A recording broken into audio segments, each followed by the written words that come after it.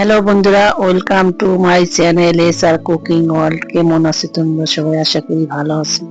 আজকে আমি তোমাদের একটা নিরামিষ রান্না দেখাবো, সয়াবিন আলু কপি দিয়ে তরকারি।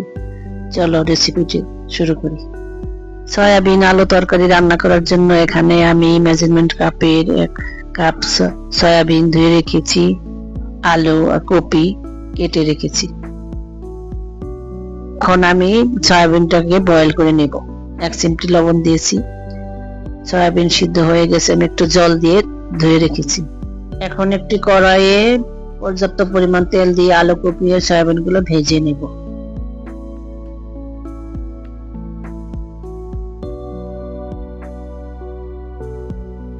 আলু কপি গুলো আমি একটু লবণ দিয়ে মেখে রেখেছিলাম ভেজে নেওয়ার আগে।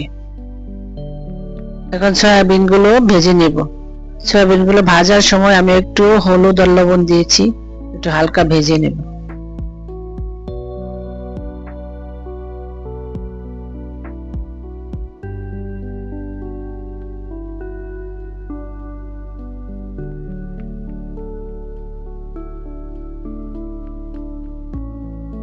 সয়াবিন গুলো নুন হলুদ দিয়ে ভেজে নামিয়ে নেব। এখন বাকি তেলের সাথে আমি আরো 2 টেবিল চামচ পরিমাণ তেল দিয়েছি। এখন কিছুটা ফোড়ন দেব। এখানে একটা শুকনা মরিচ, একটা তেজপাতা, সামান্য জিরা দেব। এখন আমি একটা মশলা পেস্ট করে নিয়েছি। এখানে 1 টেবিল চামচ হলুদের গুঁড়া, 1 টেবিল চামচের থেকে একটু কম মরিচের গুঁড়া, 1/2 টেবিল চামচ লবণ দিয়েছি। এখন একটু ভাজা ভাজা করবো। এখনো মশলা কষানো হয়ে গেলে আমি ওই আগে ভেজে রাখা আলু কপি সয়াবিন গুলো দিয়ে নাড়াচাড়া করব। 1 কাপ পরিমাণ জল দিয়ে দিব, 1.5 কাপ পরিমাণ জল দিয়ে দিব।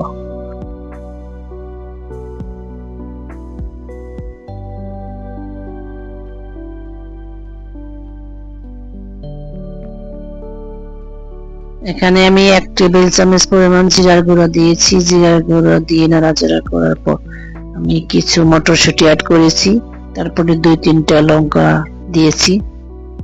লঙ্কা দিয়ে নাড়াচাড়া করার পর 1 টিস্পুন গরম মশলা দিয়ে চুলা অফ করে 1 টেবিল চামচ পরিমাণ ঘি দিয়ে নামিয়ে ফেলব।